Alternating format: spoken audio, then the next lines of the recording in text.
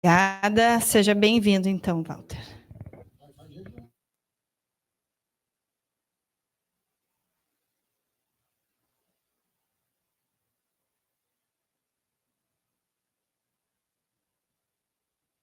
Boa tarde. Eu vou acabar ficando de pé, porque eu sou professor de escola, né, e não consigo sentar muito tempo. Vou tentar sentar aqui um pouquinho, mas provavelmente eu vou levantar. Tá bom? Então aqui eu quero falar um pouco sobre o nosso trabalho desenvolvido sobre a questão do colonialismo digital.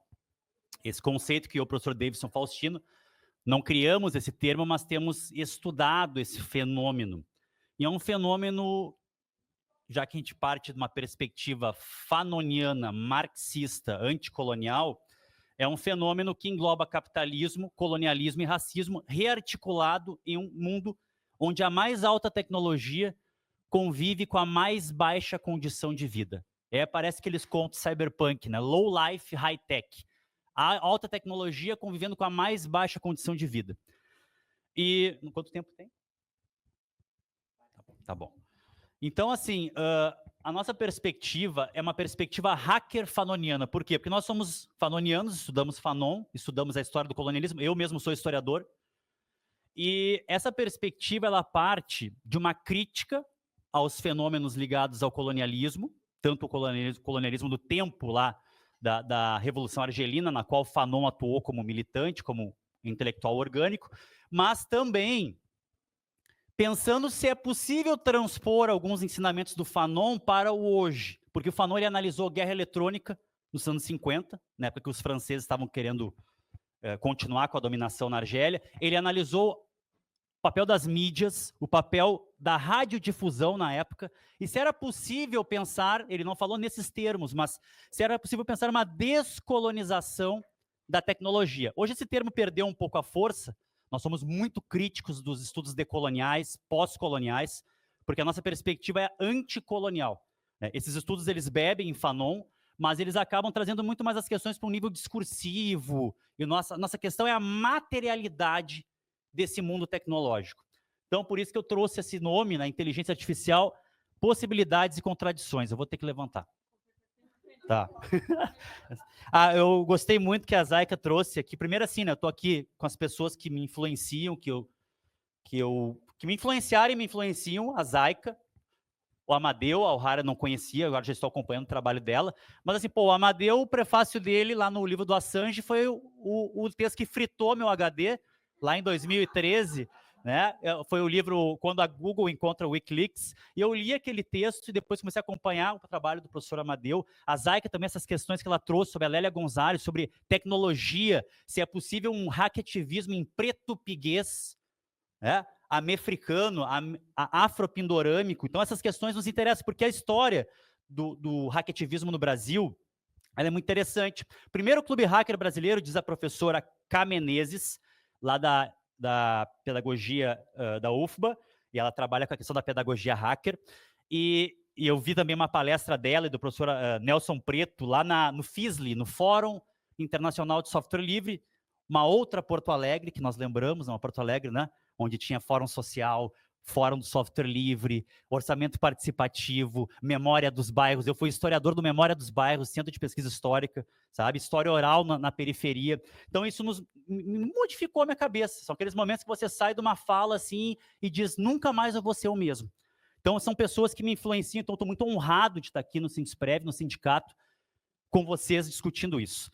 Mas eu vou trazer uma perspectiva, então, dessa visão crítica, mas não neoludita, tá? Não sei se alguém falou em ludismo aqui. Eu entendo os luditas que quebraram as máquinas, mas nossa perspectiva é fanoniana. A tecnologia a todos e todas pertence. Portanto, nós precisamos nos apropriar dessas tecnologias, mas, para isso, a gente precisa compreender criticamente o que nós estamos vivendo. Eu começo aqui com a dona Haraway, Manifesto Cyborg, de 87, ela traz uma frase muito interessante.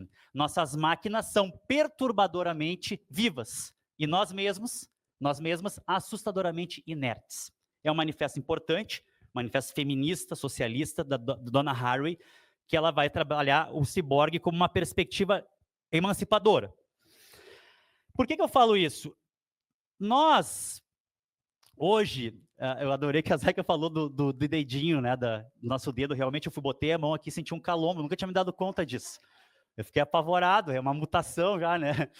Ciborgue, a gente já é ciborgue, segundo a dona Harry. Mas ela também trata essa questão do fetichismo da tecnologia, que eu quero tratar aqui, que é quando nós imputamos ânima, ou seja, vida no inanimado. Tá? Então, essa questão do fetichismo de tecnologia remete ao fetichismo de mercadoria. Como eu falei, a nossa perspectiva é uma perspectiva marxista, que vai discutir valor e informação, capitalismo, colonialismo e racismo. Então, essas perspectivas críticas que vêm dessa obra do Marx, o Capital, mas que muitos outros autores e autoras, principalmente a nossa base, que é a professora Terezinha Ferrari, na obra Fabricalização da Cidade, onde a gente vai tentar entender o toyotismo e o just in time como questões que o capitalismo traz em termos de dominação, em termos de sincronização dos tempos dos trabalhadores, e é isso que eu quero tratar aqui também. Mas assim, vamos falar primeiro do Byung-Chul Han. Aquilo ali é um print do meu smartphone. O Byung-Chul Han, aquilo ali agora tem 10 IAs generativas na minha mão. DeepSeek, Qwen, agora o Manus está se vendendo como IA geral, não é bem uma IA geral, mas notem que o Manus ele avançou muito. Chinesas, startups chinesas, uma da Alibaba Cloud, tá ali ó, o Lechet da Mistral francesa, o Claude, Anthropic, Perplexity, motor de busca com IA, o famoso ChatGPT, todos os seus modelos, Gemini, né, da Google, o Copilot da Microsoft, o Grok do X. Hoje você pode ter todas as IAs na sua mão, inclusive elas conversando entre si. Mas tem um problema. Essas tecnologias também modificam a sociedade e são modificadas por ela. O Han fala uma coisa bem interessante. Ele diz assim, já notaram como a nossa habilidade em manipular o smartphone é grande? O manuseio, a pessoa gira, a pessoa pega. Se não está no bolso, é que nem fumante quando perde isqueiro. Cadê meu celular? E bota o bolso e procura e dá um desespero. Nós acordamos, a primeira coisa que vemos é a tela do smartphone. Nós vamos dormir e estamos lá na economia da atenção, no scrolling, ou como chama, né?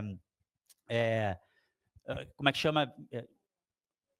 Rolagem infinita. Muito obrigado, Rara. Rolagem infinita, quer dizer, nunca acaba. E quando tu para, já notou que faz um movimento assim, continua, vai. Bom, o Byung-Chul Han, em psicopolítica, ele diz o seguinte, não é um marxista, é um Foucaultiano da biopolítica, que pensa psicopolítica, mas também a gente tem um diálogo muito crítico, mas também muito amigável com o Han. O Han diz o seguinte, notem que outra tecnologia móvel na história parece muito o modo que nós manipulamos o smartphone. Qual é? O rosário. O rosário é uma tecnologia móvel de internalização ideológica, de autocontrole e controle do outro, assim como o smartphone. Nós nos autocontrolamos através da selfie. Vamos ver se essa selfie está boa, vamos ver se está tapando a minha entrada aqui, se eu estou, né? Tá tudo assim, legal. 5.000 selfies, eu sou da época dos 12 poses, 24 poses e 36. Tá? Revelação, né? Vai revelar o filme. Sim, asa 100, asa 200, eu sou dessa época, eu nasci em 80, tenho 45 anos. Então, assim, há um autocontrole, inclusive com problemas de filtros usados por adolescentes, principalmente meninas, que usam filtros do Instagram, e aí, não só problemáticos no sentido do controle da beleza, de um ideal de beleza, mas também racializados. Né? Há também essa questão do controle do outro. Aí é bem Foucaultiano, né? Panóptico móvel. Estou filmando vocês aqui. Estou filmando, estou sabendo de tudo, então olha aqui, estou te controlando. Então, o Han fala, o smartphone é o rosário, a rede social é a igreja e o curtir é o amém. Então, é só para você ter uma ideia de que a gente está falando aqui, que é uma perspectiva que tem um certo otimismo fanoniano de descolonização da tecnologia, mas também vai adentrar em questões que talvez eu possa estragar a tarde de vocês agora. Não era meu objetivo, né, mas vamos a isso. Bom, mito prometeico. A humanidade está povoada de mitos, arquétipos, deuses, entidades, heróis civilizadores que nos ensinaram a tecnologia, a técnica. O mais famoso, né, um dos mais famosos, devido ao eurocentrismo, é o mito do Prometeu. Prometeu acorrentado. O que esse mito diz? Prometeu Zeus vai derrubar o poder dos titãs no Olimpo. Prometeu vai se negar a ajudar Zeus e, por fim, ainda vai roubar o fogo celeste, o fogo olímpico, e doar para o ser humano. Prometeu amava o ser humano. E aí, muito obrigado. E aí, o Prometeu ele vai ser acorrentado com correntes inquebráveis feitas pelo deus Hefestos, deus da forja, do ferro, da tecnologia. Vai ser acorrentado num rochedo e vai ter seu fígado comido todos os dias pela eternidade, e esse fígado se regenera. Em algumas versões do Prometeu, essa águia, esse pássaro que come seu fígado, é uma águia, é um autômaton, é um robô feito por Hefestos. Hefestos fazia vários robôs, chamavam de autômatons. Talos, né, guardava as armas dos deuses.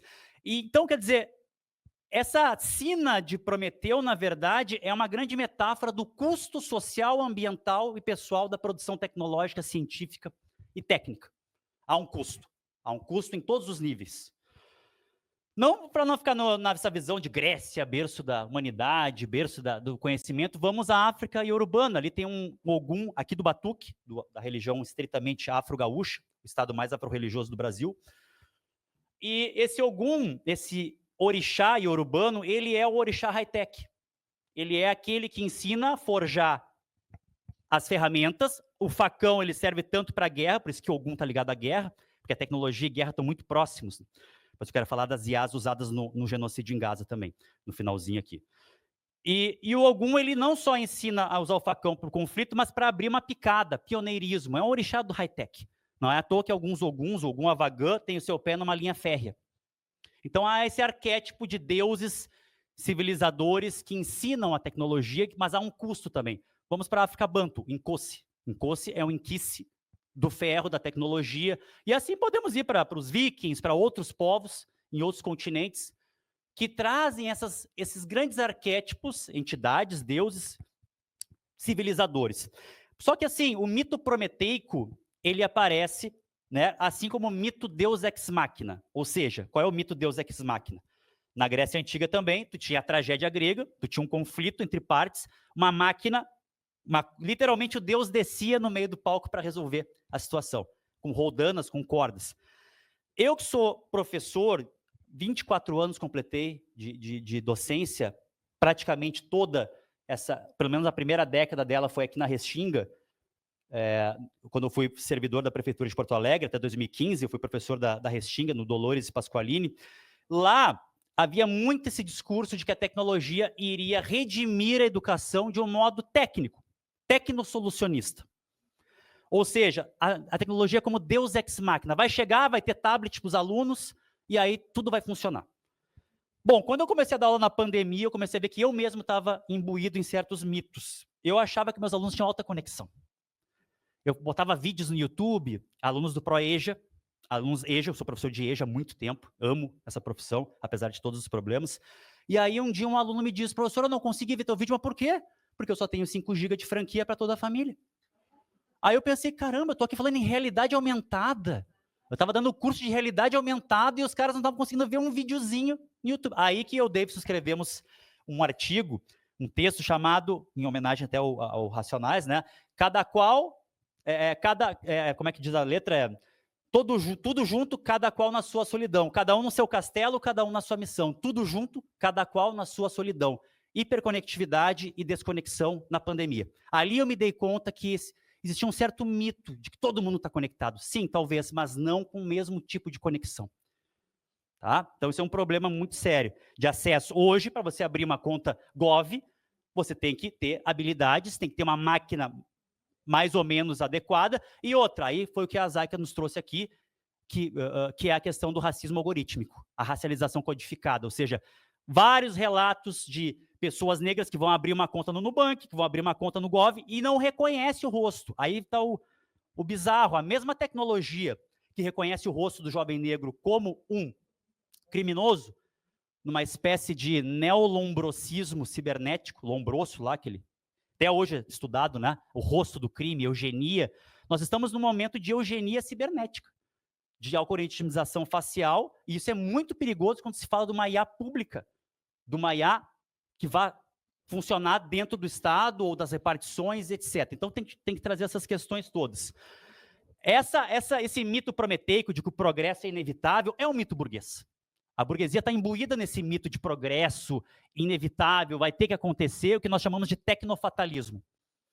É assim, vai ser assim, não tem o que fazer. Então, esse mito prometeico, até mesmo no marxismo, da qual me filio, mas também aparece em certos marxistas. Um dos poucos que se deu conta disso foi o Walter Benjamin, que criticou essa noção de progresso burguesa, né? Desse mito prometeico, tem que avançar a qualquer custo. É o ímpeto da modernidade capitalista, né? Destruição criativa. Vamos botar abaixo aqui a floresta do Sabará para construir o cesto, né? Dane-se, vamos botar o cesto aqui, gigantesco, maravilhoso, vamos os bugios ali que se ferrem, né? Vamos botar abaixo tudo para construir algo inovador. Bom, isso aparece também no grande texto da Mary Shelley, 1818, ela publica o Frankenstein ou Prometeu Moderno, esse é o título do livro. Frankenstein ou Prometeu Moderno. É um biorobô, vamos falar na linguagem de hoje, um pouco anacrônica, mas tudo bem. O cara monta, o Victor Frankenstein monta um biorobô de partes de cadáveres e dá vida com ele com eletricidade, que era a energia que estava naquele momento em voga na segunda fase da Revolução Industrial. Mas, então, esse medo nosso de que as máquinas vão se revoltar, ele aparece e povoa os filmes, a literatura. Metrópolis, Fritz Lang, né, clássico aí do expressionismo alemão, está lá o HAL 9000, né, a IA, pô, em 60 e poucos, o Kubrick já estava falando em IA, a IA vai ser hostil para nós. Mais recentemente, o conto do Philip K. Dick se transformou em filme, que é o Blade Runner, não tão recentemente assim, 82, só que, né, para mim é muito recente isso. e assim, esses mitos vão aparecendo em filmes. Pô, esse filme eu adoro, eu já vi 1000 vezes e continuo vendo Exterminador do Futuro. É um filme impressionante, uma franquia, porque tem a Skynet, uma IA, olha só, em 80 e poucos, é uma rede neural artificial que tomou consciência, e aí bombardeou a União Soviética, e aí os caras responderam e teve uma hecatombe nuclear. É muito interessante, viagem no tempo, aquela coisa toda. Tem o Matrix também, entre outros. A revolta das máquinas, das criaturas, dos criados contra os criadores. A palavra robô vem do tcheco, robota, escravo. Essa é a palavra. Robota significa trabalho coercitivo, servil, escravo. E a palavra escravo, vocês sabem que vem de eslavo, slave. Eslavo, slave. No Império Sacro-Germânico, os povos eslavos eram considerados escravos. Então, eslavo virou escravo. Essa é a etimologia da palavra. Então, robota e slave tem muita aproximação. Mas nos prometeram que as máquinas iam trabalhar, que iam fazer o trabalho duro, e nós íamos cantar poemas, fazer rap, freestyle, slam, arte. E aí, na minha visão, quanto mais esse mundo maquínico é inserido na nossa vida, mais a gente trabalha e cada vez mais e mais e mais. Não há mais paz com esse dispositivo aqui.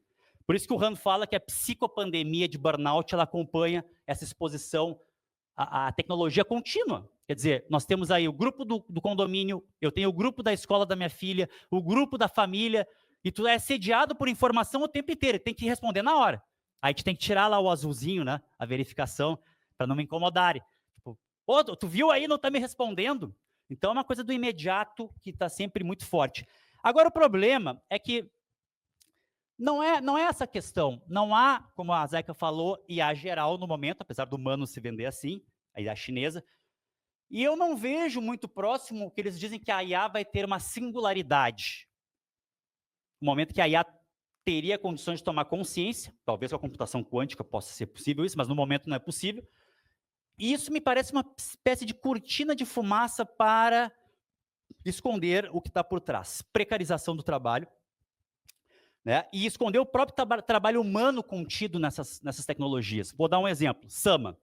Sama é uma empresa de São Francisco que foi contratada, terceirizada pela Meta e pela OpenAI, do ChatGPT. E a Sama estava treinando e discernindo imagens para IAs, por exemplo, imagens violentas que não podiam ir para uma IA generativa de imagens. Quem trabalhava nisso era o pessoal do Quênia. Quenianos ganhando menos de $2 por dia, treinando. Então não é a máquina fazendo outras máquinas que nem no Matrix, não, são seres humanos em extrema precarização que estão produzindo muitas vezes esses treinamentos, né? Então o trabalho humano, quando se fala em fetiche tecnológico, ele é escondido, ele é ocultado, e aí se diz, não, a IA está tomando consciência. Não é o nosso problema principal. Nosso problema principal é pensar, é possível uma IA descolonizada, uma IA pública, uma IA criptografada, segura, treinada em datasets brasileiros, porque o colonialismo digital, quando a gente vai falar dele agora, ele já começa pela questão linguística. Ontem eu estava mexendo no Google DeepMind VO3, que gera vídeos com dublagem, vou mostrar, vocês vão se apavorar agora, por isso que eu vim estragar a tarde aqui. E eu criei uma fake news de uma doença espacial que está se espalhando, vocês vão ver. Claro, tem erros ainda, porque ela não entende bem português. Assim como as IAs científicas também não entendem muito português. Elas entendem melhor inglês, a questão linguística, né? Bom, nós estamos numa indústria 4.0, ou até mesmo indo para 5.0. Só que assim, na história, eu sou historiador, na história da Revolução Industrial, a primeira máquina-ferramenta foi a spinning jenny, máquina de tear. Para nós marxistas, o que é a máquina? A máquina é encapsulamento de trabalho vivo em trabalho morto, controlado pela burguesia. Quando a máquina-ferramenta spinning jenny apareceu na fábrica, 14 operárias perderam o trabalho para uma só manivelar ali. Então, há sim essa questão do desemprego tecnológico, porque a máquina ela encapsula trabalho vivo em trabalho morto. Então, depois da segunda fase da Revolução Industrial, nós temos uma série de modificações e questões, né, ligadas ao telégrafo, ao motor de combustão interna, ao uso de petróleo. Mas no pós-Segunda Guerra, e essas tecnologias todas elas estão ligadas à Segunda Guerra e o pós-Segunda Guerra, nós temos a terceira fase da Revolução Industrial. Como a Zaika falou, esse entrelaçamento em biotecnologia, também nanotecnologia, ciência cognitiva, informática, cibernética. Só que isso acompanha também uma mudança de uma acumulação rígida para uma acumulação flexível de capital. David Harvey fala isso. Ou seja, nós saímos daquela visão de capitalismo cinza, né, da fábrica, todo mundo enfileirado, padronizado, uma sociedade disciplinar, diria o Foucault, por uma sociedade em que todos nós somos criativos, vamos fazer as coisas. O trabalhador vira uma tomada universal, na verdade, né? Quer dizer, você não é mais um trabalhador, você é um colaborador. Você é um capitalista sem capital. Você não detém capital, mas você é um colaborador. Também. Né? Isso aí a gente vai falar. Eu não gostaria de falar do Instituto Lehman, né, que infelizmente está no MEC. Acho que eu não vou entrar muito na questão dos data centers, que acho que o professor Amadeu não sei se vai falar sobre as viagens do ministro Haddad ao Vale do Silício semana passada. Né? Mas, enfim, é preciso tocar nas feridas. A indústria 3.0, que vai se fortalecer nos anos 70, ela tem a cibernética, a teoria dos sistemas como base, e o toyotismo. Na minha visão, a informática e a cibernética, ela até pode ser hackeada, e foi. Mas no momento que surge, Norbert Wiener, etc., ela é uma contra-revolução de controle para a luta de classe. O just-in-time, que é esse princípio que rege o toyotismo, é o que? A sincronização dos tempos. E não entendo aqui circulação, a esfera da circulação de capital como transporte. Não, é quando o capital muda de forma. Forma dinheiro, forma mercadoria, forma força de trabalho, que é uma mercadoria especial. Então, há esse hiperdimensionamento da circulação, e aí surgem teorias que dizem que a gente não está mais no capitalismo, que o trabalho acabou, que a fábrica acabou, quando, na verdade, a fábrica ela se expandiu. Houve uma fabricalização da cidade. O just-in-time permitiu isso, e agora a indústria 4.0 aprofundou esse controle e sincronização dos tempos. Na indústria 4.0, todos nós somos chamados a trabalhar de graça, inclusive as crianças. Hoje tem cursos para Roblox, para criança de 8 anos a 10, aprender a programar e fazer jogos. Né? Você vai lá e faz um jogo no Roblox, e aí tem um curso para a criança aprender. Então, nós somos chamados constantemente a trabalhar de graça. Tudo controlado e sincronizado. Quem trabalhou na pandemia sabe.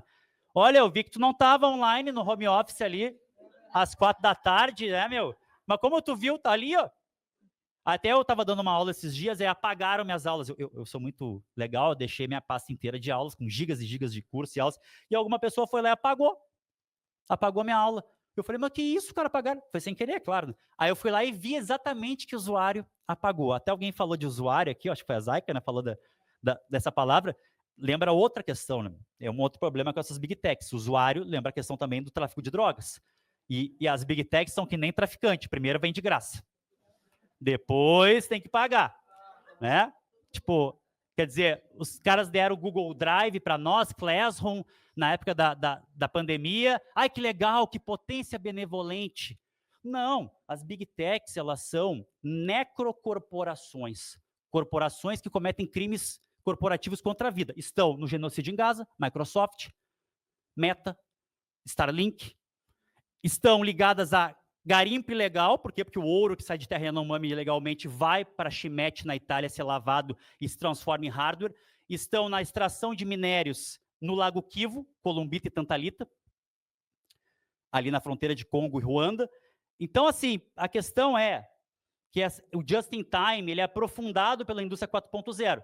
Eu sou muito contraditório, porque ao mesmo tempo que eu sou fascinado, eu sou muito crítico. Então, minha vida é assim, né? Tipo, desde pequeno foi muito ligado a uma tecnofilia, longe de uma tecnofobia, mas sempre nessa visão assim, será que é possível pegar isso e transformar em algo emancipador? Então, sempre foi esse pensamento que me moveu, né? Mas tá aí, hein? A IA, né, generativa, aprendizado de máquinas, esse nome marqueteiro que chamam IA, e sempre essa antropomorfização, né? Memória RAM, aprendizado de máquina, inteligência artificial. É interessante, mas tem esses princípios também opressivos de just-in-time, de controle, de sincronização. Um pouco de história, já que eu sou historiador. Isso aqui. É o seguinte, né?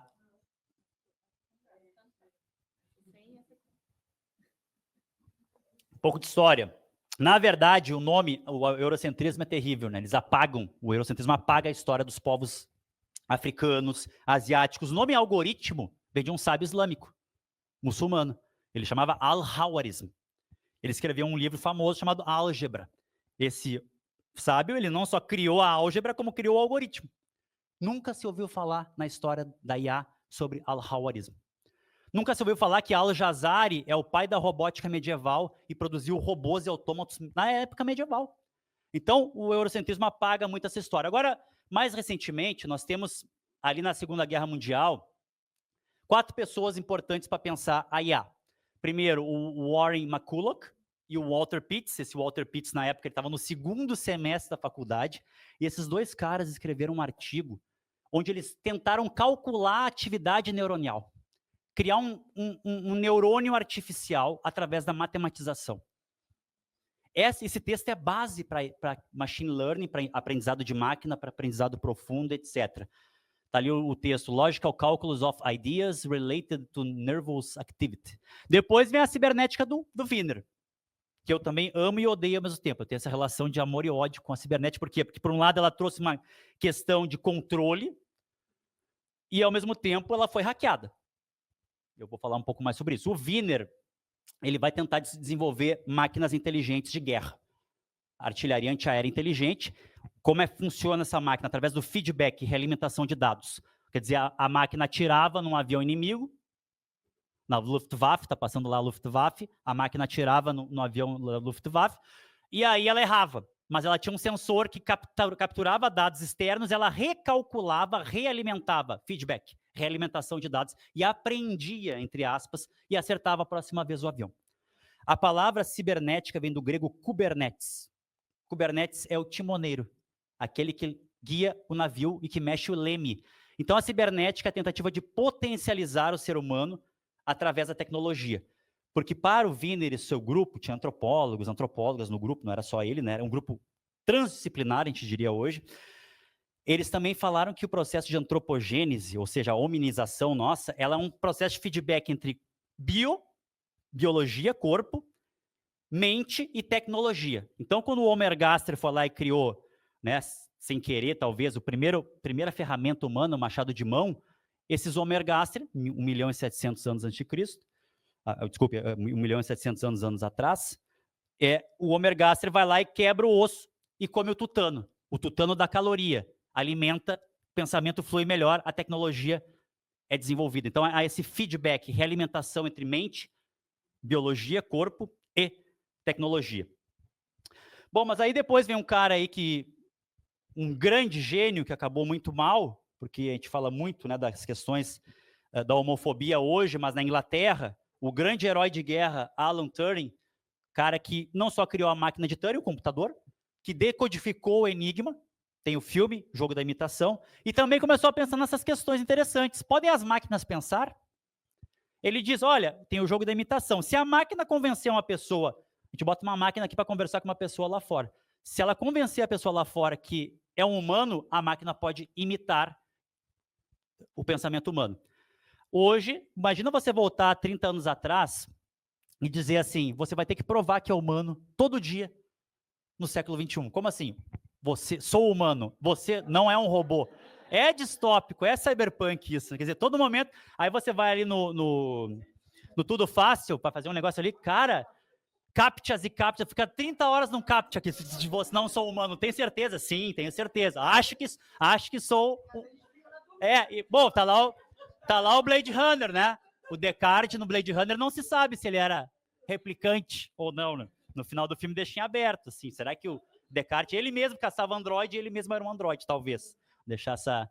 Então, bom, ele foi pego beijando outro homem na rua, ele era gay, e aí ele foi massacrado pelo governo britânico, e disseram para ele, ou tu toma um coquetel de castração química, ou tu vai pra cadeia. Ele resolveu tomar um coquetel, logo ele ficou muito mal, e acabou tirando sua própria vida. Então, esse foi o fim trágico dos grandes heróis da computação. Aí, quando os homofóbicos, né, vêm me encher o saco, que eu tenho muito hater aí, eu tenho vários tipos de hater. Tem os caras que me odeiam porque eu dou aula de Islã medieval, a Cogolândia, que eu chamo, os cosplay de cruzado, os caras que se vestem de cruzado, nós somos cruzados, né? Tem o povo também que, infelizmente, já tive muita treta com neonazista aí. E, inclusive, tretas bem sérias. E, assim, eu falava para os caras, às vezes vinham com uma coisa homofóbica, falei, cara, sai desse computador, tu tá com uma tecnologia gay. Foi o Alan Turing que desenvolveu isso, pô. Então, se você odeia gay, saia do computador. E, claro, assim como o pessoal fala, né, socialista de iPhone, mas ninguém fala do capitalista de satélite. Porque Sputnik era soviético, né? O primeiro satélite foi mandado pela União Soviética, então tá bom. Bom, assim, continuando aqui, para também não estender demais, quero ser bem conciso. Bom, primeira coisa, quando a gente fala de IA, IA pública, IA no serviço público, primeira coisa é criticar o modelo de software proprietário. O que acontece com essas IAs? É a velha contradição entre produção coletiva e apropriação privada. Nós produzimos e o capital se apropria e torna privado e nos vende nosso próprio conhecimento, nossa expertise, nosso saber fazer. Segundo, é a crítica ao colonialismo digital, que é o quê? É o controle de infraestruturas, cabeamentos, data centers, é o colonialismo de dados, como chama o professor Amadeu, que a gente trouxe uma homenagem ao senhor Karl Marx aí, que nós chamamos esse processo atual, violento, de esfolamento cotidiano dos dados, metadados e biodados nossos, de acumulação primitiva de dados. Há uma verdadeira acumulação primitiva de dados ocorrendo, e mesmo com as leis, o ciberespaço brasileiro não tem soberania digital. Há uma corrida ao ouro, os dados são commodities, são importantes hoje, e a gente precisa defender nossos dados. É uma simples questão de ir numa farmácia, botar o CPF. Esses dias eu fui ali não sei qual dessas aí, o Raia, e, eu quero comprar um remédio. CPF, não quero dar. Tudo bem, então o remédio é 120, com o CPF ele é 28. Como? Aí, por que esses caras... Tu imagina o controle de um banco de dados das medicações de uma população. Para quem interessa isso? Sistemas de saúde privada compram esses bancos de dados, sistemas de RH compram esses dados. E aí tu imagina, eu não vou contratar o Walter, o cara toma 6 tarja preta, então não tem como, né? Que, tipo, olha, ele toma isso, ele tem doença terminal, não vou contratar. Então, nós temos esse controle hoje. Num simples CPF que você coloca, a droga raia está sendo processada. Descobriu que estavam vazando, não, era um negócio em si. O colonialismo digital, então, é a captura de dados, mas também Fanon nos ensina que o capitalismo não se dissocia de colonialismo e nem do racismo. Por outro lado, tem uma pensadora etíope que nós gostamos muito, a professora Abiba Birhani. Os textos delas apareceram nas obras organizadas pelo professor Tarcísio Silva, que também é uma das grandes bases teóricas do nosso trabalho. E ela chama atenção para algo na África que está ocorrendo agora. Ela chama de evangelismo tecnológico. As big techs chegam na África, e aí também há uma certa reabilitação daquele mito do fardo do homem branco, lá do século XIX. O homem branco tem um fardo, levar a ciência, a tecnologia, e estamos levando hospitais, ferrovias para os bárbaros, para os selvagens, logo, estou pensando com a cabeça, né, do colonialista, logo, nada mais justo que roubar suas terras, exaurir seus minérios e explorar sua mão de obra, sua força de trabalho até a exaustão. Esse mito tem sido reabilitado pelos caras das Big Techs. Nós chamamos, na verdade foi a Assange que nomeou assim, a gente pegou essa expressão do Assange lá no livro que o professor Amadeu prefacia, que ele chamou de fardo do nerd branco. São brancos bondosos, CEOs do Vale do Silício, que vêm conectar o mundo. Levam balões para o Zuckerberg, balões para a África, como é bondoso. Musk trouxe Starlink para a Amazônia, conectando os ribeirinhos. A gente foi saber que era o garimpo ilegal usando Starlink. São bons, são potências benevolentes. É uma ideologia que rearticula, sob outros níveis, esse fardo do nerd branco. E a professora Birhani, ela chama atenção para a colonização algorítmica da África. Não só o Brasil está nessa onda de algoritmização facial e controle por câmeras. Kampala, Johannesburgo, Nairobi, estão todas essas metrópoles africanas afundadas em reconhecimento facial. E aí está o problema. Essas tecnologias foram feitas por brancos, para brancos, com datasets onde a maioria dos rostos são brancos. E na África isso é complicado, e aqui no Brasil também. Então, por isso que eu chamei de neolombrosismo, ou neolombrosianismo cibernético, uma eugenia cibernética de controle. É aquele filme dos pré-cogs, Minority Report, né? Predição do crime. Esse aqui tem cara de criminoso, prende. Agora, o bizarro é que a mesma tecnologia que reconhece o rosto do jovem negro como criminoso não abre a torneira no shopping para o braço negro. A professora Zaika nos trouxe aqui a questão do Kodak. Os caras só mudaram os filmes Kodak para capturar a pele negra porque criadores de cavalo que tinham pelagem escura reclamavam para Kodak: a gente quer tirar foto do cavalo escuro, corcel aqui, e não aparece. Ah, vamos mudar. E décadas a população negra dizendo: pô, a gente quer uma máquina, um filme que capture a nossa imagem. Então isso continua. Tecnologia e racismo são velhos conhecidos. Então tem que cuidar essa evangelização tecnológica que é empreendida lá na África, aqui também. Não há software sem hardware. Tem que ficar repetindo isso. Não há software sem hardware. O intangível é emulado, pode emular hardware hoje, no Arduino, por exemplo, que emula hardware. Prototipagem avançou muito na indústria 4.0. Mas não há como ter software sem hardware. E não há como ter hardware sem minérios e trabalho humano. Então, o fetiche tecnológico ele chega nesse limite. O intangível, ele precisa sair do hardware.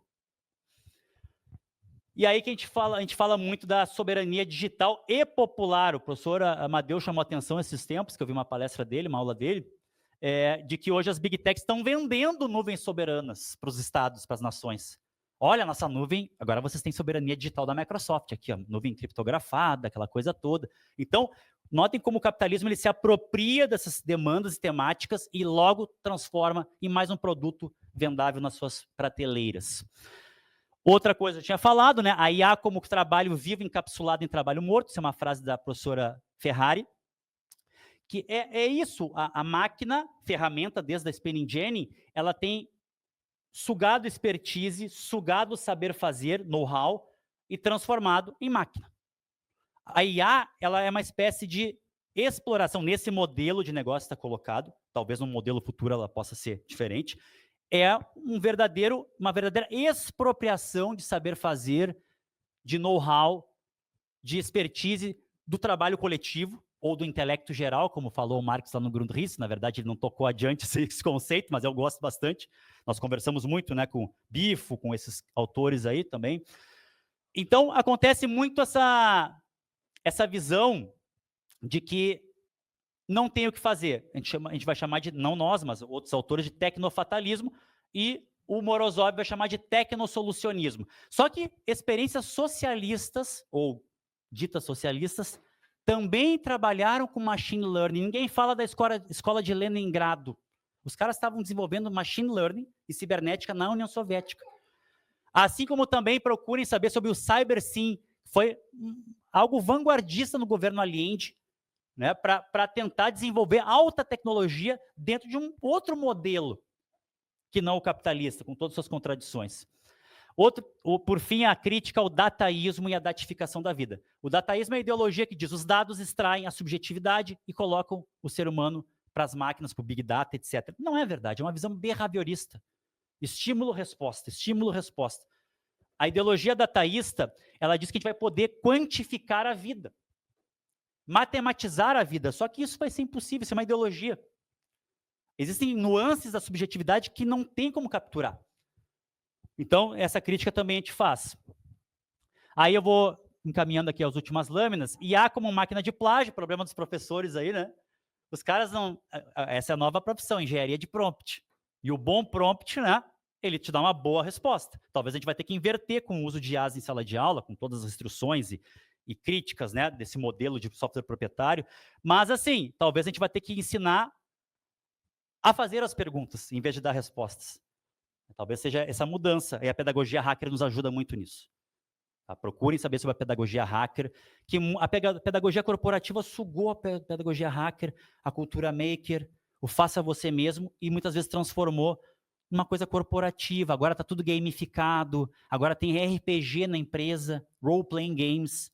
Os caras vão sugando a pedagogia hacker, esvaziando o potencial revolucionário, e a visão do hacker que nós temos é aquela seguinte, não é o carinha de capuz, né, lá, clássico hacker, né, assim, tipo, enfrentando o mundo sozinho. Não, a gente tem que trazer aquilo que é o melhor do hackativismo, que é a produção coletiva, as comunidades que desenvolveram GNU Linux, os caras que sonharam com uma internet de liberdade, uma cibercultura emancipadora e que acabou num pesadelo distópico de vigilantismo digital e controle, monopólio de big techs.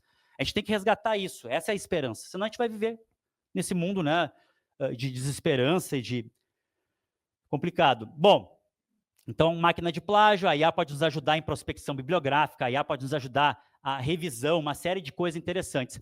A IA como Tanato-máquina. Bom, tá aí a IA Lavender, que toma a decisão de neutralizar alvo ou não sozinha. Não precisa mais do operador do drone apertar o botão e mandar um míssil Hellfire numa criança palestina. Não. Agora a Lavender toma decisões conforme dados. Então há essa visão de que há uma acurácia no uso dessas tecnologias. E não há. Na verdade, não há. E a gente vai ter que lutar muito por isso. Por isso é impossível, né, falar de IA e não trazer a IA como máquina de guerra, como morte, como tecnologia de morte. Está lá o Lavender, está lá o Pegasus, que é usado em Gaza e no Líbano, ali nas colinas de Golã. O Lavender, o Pegasus, foi comprado pelo governo do Bolsonaro e foi aplicado aqui no Brasil. Então, está lá longe o massacre, o genocídio em Gaza, sim, mas logo vai ser você. Porque é aquela poesia do Brecht, né? Primeiro levaram os judeus, depois levaram os negros. Eu não sou negro, não sou judeu. Foram levando todo mundo. No fim, me levaram também e não tinha ninguém para me defender, para gritar por mim. Então, é isso que está em jogo. As armas usadas hoje em Gaza são vanguarda para o mundo inteiro. Tanatotécnicas, diz o Gergoá Chamayu no livro muito interessante, Teoria do Drone. A IA, hoje, vocês podem conhecer o Consensus, um chatbot treinado em artigos científicos. O Boreon, uma IA maravilhosa, eu gosto. É uma IA científica que você conversa com uma IA treinada apenas em artigos científicos. Isso é muito legal. Então, a gente tem que lutar por uma descolonização dessa tecnologia, mas a tecnologia não é neutra. Ela tem design, forma e conteúdo. E o design é capitalista. Não há uma neutralidade nessas ferramentas e máquinas-ferramentas. A gente tem que lutar por uma outra concepção. Eu não sou muito chegado, né? Eu leio, sou leitor, gosto, respeito, mas eu tenho algumas críticas, mas tenho usado também, dialogado com Yuki Rui. Eu convido vocês a lerem o Tecnodiversidade e o conceito de cosmotécnica. Estou relendo ele, né? Estou fazendo um diálogo interessante, mas ele traz isso, né? A técnica, ela há uma universalidade, dizer, olha, a técnica ocidental é universal, quando na verdade existem outras concepções de técnica, de cosmotécnica. Eu convido vocês a lerem aí o Tecnodiversidade. Bom, tem muitas outras coisas a falar, mas assim, é possível descolonizar a IA? Sim. Na nossa concepção fanoniana, sim. Nós não somos tecnofóbicos e muito menos desesperançosos. Hoje, o núcleo de tecnologia do MTST, que eu estava de manhã agora, fazendo formação com eles, tem feito uma série de questões interessantes, desenvolvido aplicativos. Contrate quem luta, porque o militante do movimento social sofre preconceito no mercado de trabalho. Tem outros que eles estão pensando, é cooperativa de plataformizados. Poderiam os trabalhadores plataformizados controlarem a sua tecnologia, uma cooperativa, uma plataforma cooperativada? Sim. Então existe esperança, existem novas organizações, clubes hackers, laboratórios de periferia, perilabs, que podem nos ajudar a pensar o novo. Lá no 18 Brumário, o Marx fala, né? Quando a gente quer criar o novo, a gente se arraiga ao velho. Está lá no início do 18 Brumário. Então, pensando numa IA pública, local, segura, treinada em datasets nossos, da nossa cultura, com a nossa língua. Infraestrutura de hardware também nossa, porque não adianta lá o Haddad lá puxar data center para o Brasil sem transferência tecnológica, com incentivo fiscal. Porque esses data centers, eles têm muita emissão de vapor, gasto energético enorme e também a questão da água, resfriamento desses GPUs. A nova doença espacial chamada Grusson-I. Essa aí foi a fake news que eu criei ontem, mas um experimento, tá? Mas eu quis fazer uma experimentação. Eu, com 2 prompts, eu criei vários vídeos de 8 segundos e eu criei uma suposta doença espacial que está se espalhando pela Terra. Olhem só, tem erros, porque está em português, em inglês ele fala bem, mas olha o poder de desinformação que as IAs também podem se não forem regulamentadas. A nova doença espacial chamada Grusson-I. Esse aí é o Google DeepMind VO3. A new spatial disease named Grusson-Y has been discovered and is spreading rapidly. Para cada geração. Você está se protegendo contra a nova doença espacial Grusson-Y? Não se preocupem, estamos aqui para informar. É claro, muito preocupados. Sim, muito medo, é claro. Are you taking precautions against Grusson-Y? I am doing. This thing is frightening. Space disease, Grusson-Y? Eu criei a doença no Chrome.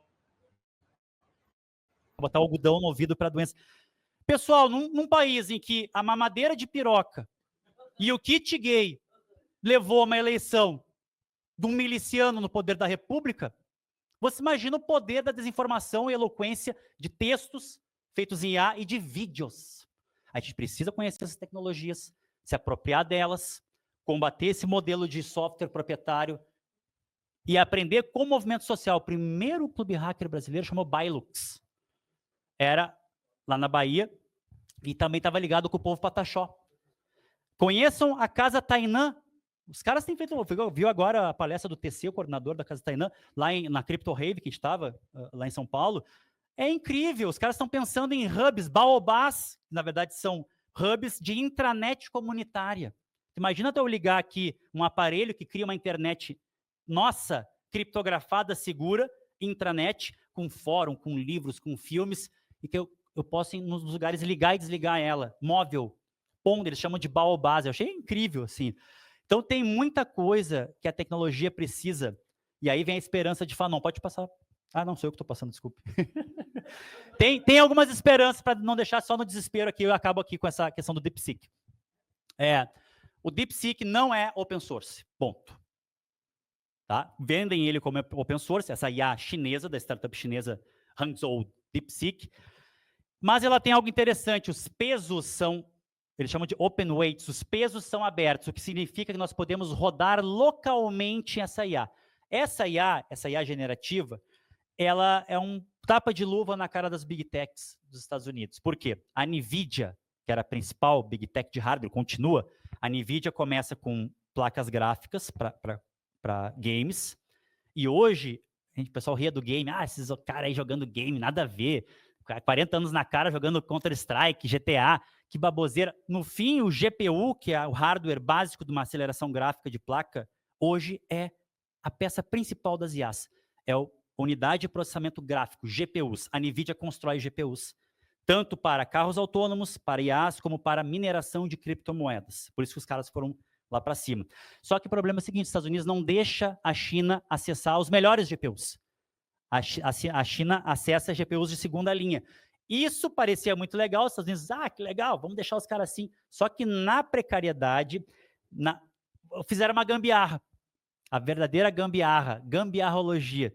Eles pegaram e construíram uma IA muito mais barata, com GPUs de segunda linha, e que ela usa o que eles chamam de MOE, Mix of expertures, MOE, acho que é essa a palavra, que é o seguinte, a IA ela não precisa gastar todos os tokens, trilhões de tokens, ou de partezinhas que estão dentro dos parâmetros da IA ali, ele vai direto para a resposta usando menos energia, resumidamente, menos energia e menos processamento. Então, uma IA mais viável, e isso pode ser rodado localmente. Talvez aqui esteja o primeiro passo para pensar em IAs locais, IAs públicas, IA da Universidade Federal. Nossa, não usando as das Big Techs como a gente tem alimentado as deles, né? Bom, quem quiser aprofundar aí, tá nossos textos lá no blog da Boitempo. Um texto é sobre... A gente fez uma experimentação no Dolly, essa IA generativa de imagens. Nós pedimos assim, ó, coloque o Frantz Fanon, doutor Frantz Fanon, andando nas ruas da Argélia, 59. Quando viu, o Fanon estava branco. Só um pouquinho. Uma pesquisa aí, Frantz Fanon, doutor Frantz Fanon, pensador negro, psiquiatra, médico, militante da Frente de Libertação Nacional. Ah, tá, desculpe. Aí, aquela coisa que até acontece muito, né, quando tem racismo, a pessoa vai lá, ai, desculpe, eu não sabia que estava fazendo. Aí a respondeu do mesmo jeito. Aí nós falamos assim, não, pesquisa. Aí fez o Fanon, lá no texto a gente pode, tem toda a experiência, tá? Essa experiência que a gente fez, eu e o Davidson. E aí, de repente, a gente começou a se dar conta, quando botava doutor, o Fanon ficava branco. Quando tirava o DR, o Fanon ficava negro. O que nos explicaram os técnicos? Nós somos historiadores e sociólogos metidos em tecnologia, não somos, né, tecnólogos e técnicos. Então, tem essa questão também. A gente está se metendo em muita coisa e está aprendendo muito com os técnicos, com os cientistas de dados, né? Isso é muito interessante. Quando bota doutor no motor de busca Google, Search Engine Google, aparece somente praticamente brancos, porque os bancos de dados de doutores são brancos. Então, a máquina está enviesada, né? Não é que a máquina seja racista, ela está enviesada pelo racismo. Então, é nesse sentido que a gente trabalha esses textos. Então, é isso. Gostaria de falar muito mais, mas continuamos nosso debate aí em outras instâncias. Muito obrigado.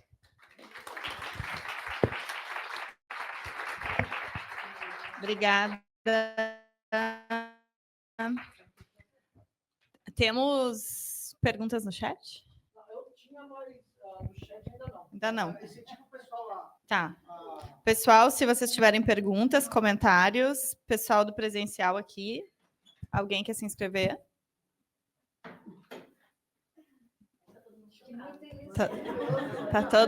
Tá todo mundo em choque aqui. A pergunta é quando é que vai começar a parte das notícias boas? Eu falei que tinha esse risco, né? O Zé Campos. O colega Zé Campos quer te dar umas notícias. Já que ninguém... Oi? Esse daí é concorrente. Cuidado, Zé. Cuidado, porque tá com concorrente aí. Né? Então, o que o chat já colocou ali, né? Elogiando muito, né? Ótima palestra. Teve a Rosani que colocou ali, esse cara é um gênio. Né? Então, o pessoal está gostando muito. Eu acho que é um assunto muito interessante. Né? Inclusive, essa parte histórica, né? Do algoritmo, eu não sabia disso. Aí tem outro que foi o pai, né, do algoritmo e tal. Sim, Al-Hawarizmi e Al-Jazari. E Al-Jazari, que foi também relacionado a algoritmo, né, que foi o pai lá. Eu até brinquei com minha esposa, né, que eu sou o Al Cieres, pai da Catarina, da Mia e do Luigi.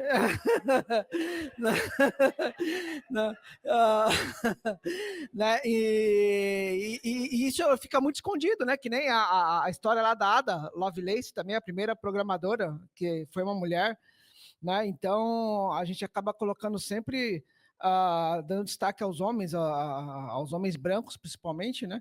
E esquece na história de tantas personalidades que passaram, né? E essa questão do colonialismo digital, ela é bem importante, como eu até perguntei ali para outra palestrante, para a Zaika, né? A gente vem sofrendo uma invasão, né, de redes sociais, de tecnologias estrangeiras, e que estão na mão, né, de big techs, né, que não têm um interesse de emancipar, né, a classe trabalhadora, né? Eles estão aqui para sugar nossos dados, né? Sugar o nosso conhecimento e colocar mais trabalho para a gente, mais controle em cima da classe trabalhadora e etc., né?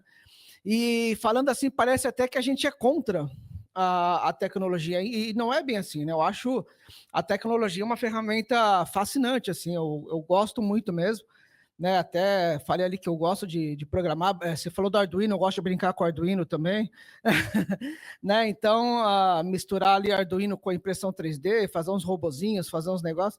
Raspberry. Exato, o Raspberry Pi, eu ainda não comprei esse porque ainda tá caro, né? Eu cheguei até o ESP32 eu também uso, né? Mas o Raspberry a última vez que eu vi estava 500, 600 pila, eu falei, não, vamos. Aqui no Brasil é caro, né? É caro, é caro. Então, aí eu tô ali no ESP, no Arduino e tal, que é mais interessante, né? Inclusive incluindo minhas crianças nessa questão, né? Mas como é uma tecnologia que é emergente, é nova, e como toda grande nova tecnologia está na mão, né, da classe dominante, está na mão principalmente ali das big techs, né? Inclusive no INSS ali, né, que a gente vai ver, eles estão comprando aí uma inteligência artificial, gastando, parece que é 10 milhões de reais, né? E é uma empresa estrangeira. A cultura de software livre, né, na época do governo Bolsonaro, né, que a gente utilizava ali o LibreOffice e outras plataformas como o Expresso de e-mail, né, do nada se migrou para a plataforma da Microsoft, que é uma plataforma paga, né? Sim. E sem muita explicação do motivo, porque a gente não tem uma complexidade de uso grande que justificasse a gente ter um Excel, ou PowerPoint ou Word, né? Então, você vê que é o lobby também dessas empresas, né? O peso que essas empresas têm em cima do colonialismo, que nem as big data que estão vindo para cá agora, que o Haddad está querendo colocar esses data centers aqui e tal, porque não é para avançar o país na tecnologia, não é para transformar o Brasil num polo tecnológico, não. É porque o consumo de energia, o consumo de recursos lá nos países de primeiro mundo, né, está muitas vezes prejudicando cidades, prejudicando o meio ambiente. Então, vamos levar lá para o Brasil, vamos levar para o subúrbio, vamos dizer assim, né, para a periferia do mundo, né, e vamos consumir os recursos de lá, né, e continuamos usufruindo dos benefícios, né. E a gente vê que é necessário a gente se apropriar dessas tecnologias, né. O DeepSeek aí podendo rodar localmente, né, é um avanço, mas na grande maioria da população a gente vê que nem localmente o pessoal pode rodar, porque não tem computador. Como é que vai acessar, né, uma tecnologia, por mais que o software esteja mais leve, por mais que o software esteja mais acessível, se você não tem um hardware, né, para rodar isso? Se o próprio INSS lá, a gente tem computadores de 15 anos atrás, né, a Thaís foi até meio bozinha, né, falou que não, é 10 anos. Não, mas tem computador lá de 15 anos. Né, computador de 2009, então mal roda, né, os sistemas que eram baseados em mainframe antes, né, que era o terminal burro lá que a gente chama, e agora estão rodando na plataforma mais baixa, né, plataforma web e tal, e nem a plataforma web eles suportam, né, você vai baixar um arquivo, fazer qualquer coisa, eles ficam devagar, lerdando mesmo e tal. Então, vou repetir a pergunta para ti também, como a gente... sendo um país periférico, né, um povo sem acesso, qual o papel, né, que nós que temos um pouco mais de acesso, as entidades como os sindicatos, as comunidades hacker, né, tem um amigo meu aqui em Porto Alegre que inclusive participa de um tal de Mate Hackers. Eu ia falar deles agora. Né, então, eu participo também lá. Isso, né, que é o Rodrigo, o nome dele. Né, então, que ele participa também, o que nós podemos fazer, como a gente pode atuar como sociedade civil organizada para interferir na questão do colonialismo, né, e talvez trazer essa tecnologia para cá, se apropriar desses elementos tecnológicos. Muito obrigado pela pergunta. Fazer blocos? Melhor, né? Acho que a gente vai fazer as perguntas em blocos. Eu queria fazer um comentário a respeito de uma parte que tu falou sobre as crianças que estão fazendo as aulas com os robôs. E isso me lembrou uma visita nas agências do INSS que eu fiz mês passado. E lá no INSS,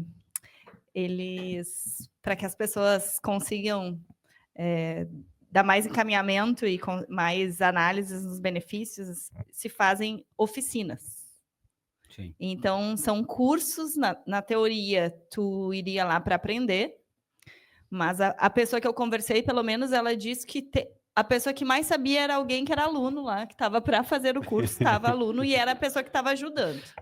Então, não fazem as contratações, né? Os concursos não saem, eles não fazem uma melhoria de forma geral. Então, a forma de baixar as filas do INSS, às vezes, são através dessas oficinas. E esse servidor, esse colega, ele falou que o objetivo principal, eles têm meta, então existe uma meta na oficina, tu não pode aprender somente, então tu tem quantidade de processos para fazer por dia, e a tarefa deles era justamente encontrar falhas na questão do sistema utilizado. Então, eles tinham que fazer, além da concessão, enfim, relatórios e passar isso. Então, eram testes, né? Então, é justamente isso. Tu está trabalhando de várias formas, né? Então, a questão da oficina no INSS é algo. Isso me lembrou bastante a questão das crianças com os robôs.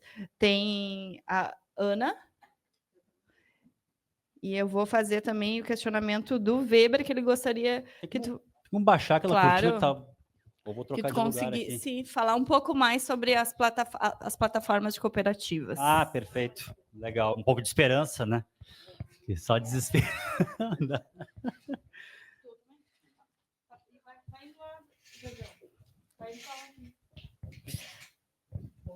Tá, então, parabenizar o Walter, agradecer pela aula maravilhosa. Eu sou de uma geração que comecei com a máquina de escrever, que foi uma maravilha quando veio a máquina elétrica, né? Então, nossa, foi uma evolução para a gente a máquina elétrica, e depois veio a máquina que tinha a fitinha para tirar os erros, e aí foi uma progressão. E a gente entrou no mundo digital do computador ao solavanco, ou tu vai ou tu não vai, e aí tu vai aprendendo e futuro. O nosso país é um país maravilhoso, população criativa, a criançada ela é maravilhosa, e mais ou menos no sentido que a Alcieres falou, assim, como a gente pode levar para as escolas públicas, né, toda essa quantidade de informações que a gente aqui é privilegiado que tá discutindo e vendo, mas para que essas crianças nossas elas possam se desenvolver dentro desse mundo, aprender o que é real, o que é fake news, aprender como se portar dentro do próprio computador, como trabalhar no computador, no celular, e como progredir para isso. Hoje tem concursos de robótica e como é que chama? Apresentação de robótica, mas a maioria é para as escolas particulares, né? Um grupo selecionado que participa, muito poucos alunos de escola pública participam. Então, como levar esse debate para as escolas públicas? Como vocês que estão mais inseridos nesse mundo podem levar para o governo federal a ideia de que isso tem que ir para as escolas públicas, para as comunidades, que as nossas comunidades elas são criativistas, elas são de uma criatividade imensa. A gente acompanha assim alguns passos de comunidade que a gente vê que se ali fosse colocado um pouquinho mais de adubo, que nem eu digo, aquilo explodiria e a gente teria um país assim muito melhor, com umas condições muito maiores, né? E a preocupação com as plataformas digitais ela é imensa. A gente hoje aqui assim me apavorei. A gente viu hoje ainda nós estávamos comentando um vídeo do Nicolas, aquele que é o professor em fazer essa malandragem, dizendo que os 30 quilos de maconha do primo dele era orégano. E isso se espalha e vai. E é orégano, realmente, não era. Olha lá, a folhinha não era. Então, assim, essas mentiras, como derrubar essas mentiras? Como é que a gente aprende? Certo. Como é que a criança aprende, na realidade, lá o que é fake news e o que é real? Obrigada. Perfeito. Jorjão. Vamos tentar ser objetivo assim nas perguntas, tá, gente? Por gentileza. Bom, boa tarde, obrigado por esse bate-papo aí. Queria ver contigo o seguinte, quando tu falaste da questão de ter uma coisa local, uma coisa soberana, como é que a gente consegue isso se o próprio governo se submete ao colonialismo? Porque o que a Haddad foi fazer lá foi basicamente isso, né? E se a gente lembrar, não podemos esquecer o seguinte, lembra que saiu nos jornais aí, a ABIN investigando autoridades paraguaias por causa da hidrelétrica? Sim. Né?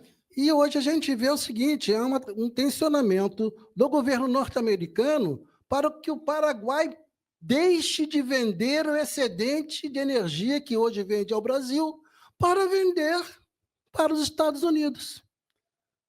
Então, eu vejo é complicado isso. Quer dizer, quando a gente tem um governo que se ajoelha, tá certo, aos interesses coloniais, como é que a gente cria condições objetivas para que a gente consiga quebrar esse vínculo de colonialismo?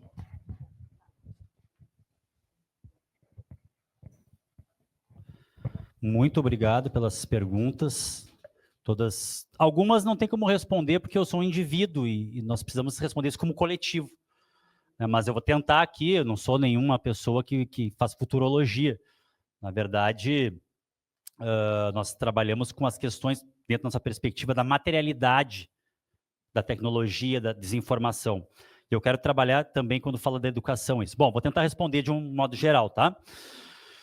Nós estamos num momento de digitalização da vida. E nós estamos num momento, sim, de colonialismo digital. Vou dar um dado que eu não falei aqui na exposição inicial. DataSUS roda na Amazon Web Service. Nosso sistema vital de dados, metadados e biodados de saúde brasileira roda numa Big Tech estadunidense. Quem fez isso? O governo Bolsonaro. O governo Lula voltou atrás? Por enquanto, não.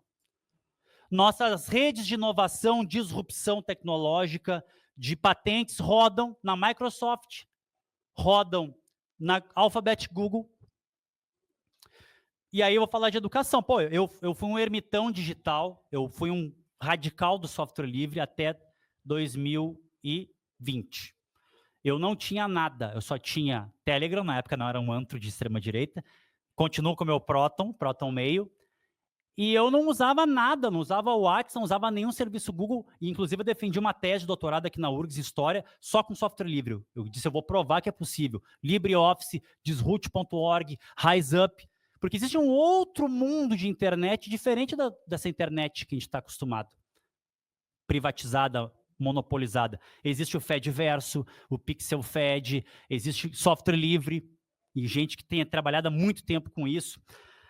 Mas assim, também tem uma outra coisa, aí que vem a contradição. Nós que defendemos aí o hackativismo, também tem um poder novo nessas indústrias que talvez nas outras não tinha, que é o, vou dar um exemplo, Shao Fanning, esqueci o nome do companheiro dele, os caras criaram o Napster. Eles criaram o P2P, Peer-to-Peer, que significa o quê? Que era possível baixar MP3, você lembra dessa época?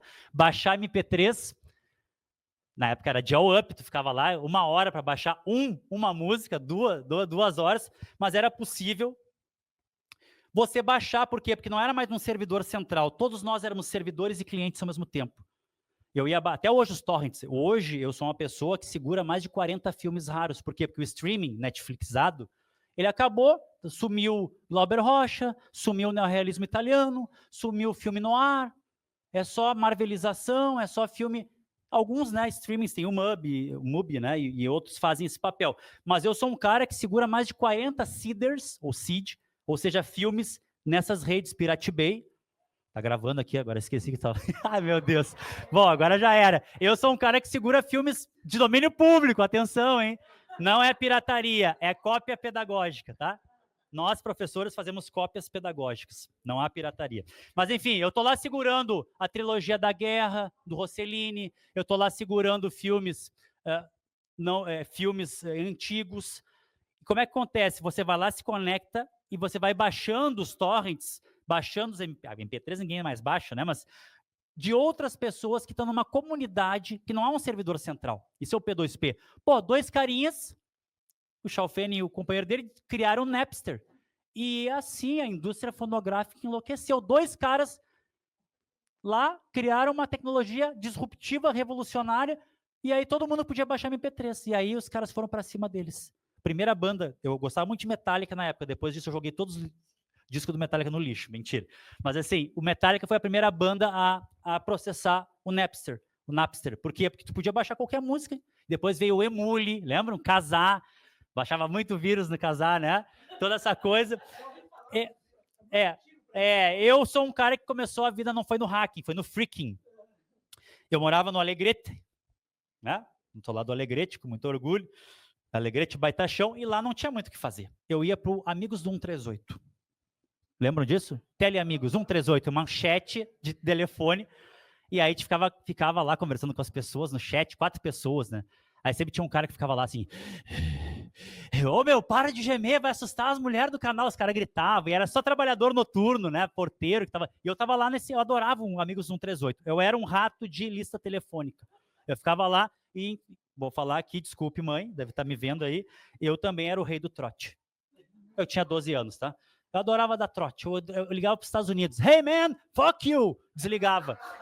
E aí, claro que um dia a conta veio gigantesca. Pulsos, né? Lembra? Pulsos. E aí a minha mãe não ficou nada feliz, né? Tomei um castiguinho básico, né? Castigo anos 90, que a gente sabe como é que era. Desculpe, mãe, tá me vendo aí. E aí ela botaram um cadeado no meu telefone de discar. Sim, hoje uma criança tenta discar, não sabe nem o que é discar. A gente fala assim, liga para mim. As crianças não entendem, porque é assim, né? Ninguém mais liga, ninguém mais atende telefone. E aí ela botou um cadeado, e um cara me disse, se tu bater em cima do gancho ali onde fica, tu emula, ele não falou emula, óbvio, tô sendo anacrônico aqui, tu vai simular o teclado. E eu fui lá em Alegrete era tudo 422, 422, 12, não sei o quê. 1, 2, 3, 4, 1, 2, 1, 2, 1, 2, 2, 2, pum, ligou, caraca! Isso é hacking, isso é o que eu quero para minha vida. Foi ali a primeira paixão pelo hacking, né? Depois, fiz muita coisa que eu não posso falar aqui, depois a gente pode falar em outros lugares. Mas assim, o que a gente precisa hoje é um letramento digital crítico. Um pouco na onda que a professora Zaika nos trouxe aqui. Um letramento digital crítico na formação de professores. Não basta só a regulamentação, que é emergencial, enquadrar essas big techs, não, aqui é Brasil, amigo, e aqui tem lei. Tá? O lobby deles é poderoso, a gente sabe, mas o letramento crítico digital é para que a gente possa começar a discernir o que é uma fonte jornalística, se é verdade, se não é, de onde veio essa notícia, trabalhar em aula, isso é essencial para a democracia, com todas as contradições da democracia burguesa. Regulamentação, mas também conhecer a materialidade da desinformação. Não é uma questão só ética e de moral a desinformação, tem muito dinheiro rolando aí. O modelo de negócio das redes sociais funciona assim. Vejam alguns documentários, que eu sou crítico, mas gosto ao mesmo tempo. Um é o Privacidade Hackeada, a história da Cambridge Analytica. Como é que os caras fizeram o Brexit e a campanha Trump. Como é que é o modelo de negócio da rede social? Eu capturo dados de vocês, eu trato esses dados com data science, ciência de dados, e eu entrego anúncios segmentados para cada um conforme os seus dados. Na época da Cambridge Analytica, tu tinha 5.000 pontos por usuário, ou seja, 5.000 gostos que você curtiu ou não curtiu, músicas que gosta, onde foi. Hoje a gente tem 47.000 pontos por usuário. Eu sei, nós que trabalhamos com isso, sabemos mais de vocês que vocês mesmos. Eu não lembro que eu cliquei semana passada, mas o Big Data sabe. Então, os caras começaram a pensar, era um gênio, uma pessoa genial, cientista de dados, que trabalhava para os democratas, os caras não pagaram ela na campanha do Obama, e ela se indignou e ofereceu seu serviço à campanha dos republicanos. Os caras roubaram os dados do Facebook com a aceitação do Zuckerberg, não é à toa que ele foi chamado depois no Congresso. Como é que eles roubaram os dados do Facebook? Aquelas brincadeiras que a gente adorava. Qual X-Men você é? Qual Deus do Olimpo você seria? Aí tu ia lá, né? Aí bem pequenininho, você está doando todos os seus dados. Aí o cara ia lá, eu vou ser... E a partir desses formulários, eles pegaram os dados de milhões de votantes, de eleitores estadunidenses, e aí começaram a fazer essa coisa de mandar fake news, cada um, eu sou a favor do armamento, CATS, abra o seu CAC agora, tenha o seu CAC, se arme até os dentes. Eu sou contra a descriminalização do aborto. Então, manda isso pro cara. Então, o modelo de negócios de rede social começou a ser usado para marketing político. E continua sendo usado. Steve Bannon criou isso. E o Bannon treinou o querido filho do presidente Bolsonaro, que agora está lá, né? Um deles nos Estados Unidos, mas o outro, o senhor Carluxo, né? Foi treinado pela equipe Bannon. Os caras usaram aqui no Brasil isso. Isso é uma técnica de marketing político, e às vezes a gente fica pensando, será que a gente pode usar isso? Não, porque a gente é ético, né? Deveria, pelo menos. Mas às vezes eu penso, será que se um Bolsonaro ou sei lá, um Tarcísio vai chegar no poder, eu fico pensando, olha, vou ser maquiavélico, né? Vamos nadar no mar de lama para chegar no objetivo nobre, porque no final ali da campanha, da última, lembra da coisa do Bolsonaro maçom, do Bolsonaro tarado? Isso aí, teve gente que estava pensando nisso e usando essas armas, eu não acho éticas, mas para ganhar a eleição. Então é uma ciberarma, é uma arma de guerra. Então, quanto a isso, a gente tem que trazer o letramento, tem que combater a ideologia californiana. Eu convido vocês a lerem o ensaio do Barbrook, do Cameron. O que é a ideologia californiana? É a ideologia do Vale do Silício. Faça você, eles pegaram as questões hacker e transformaram em algo corporativo. Faça você mesmo. Os caras numa garagem, ali, Steve Jobs, né, fizeram o Macintosh. Só que assim, a ideologia californiana, ela une ultraliberalismo, tecnosolucionismo e, pasmem, pitadas anti-autoritárias hippie.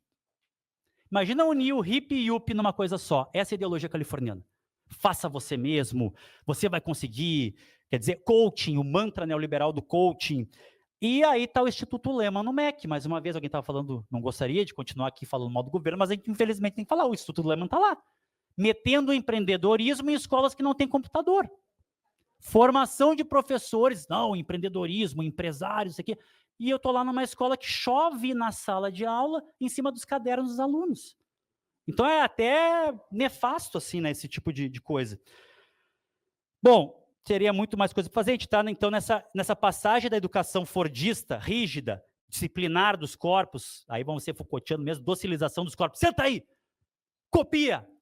Todo mundo alinhado, um atrás do outro. E nós, professores, eu estou há 24 anos na sala de aula, sempre aquela coisa, pô, isso não é essa onda que eu quero. A forma escola, ela é muito alienante, assim, né?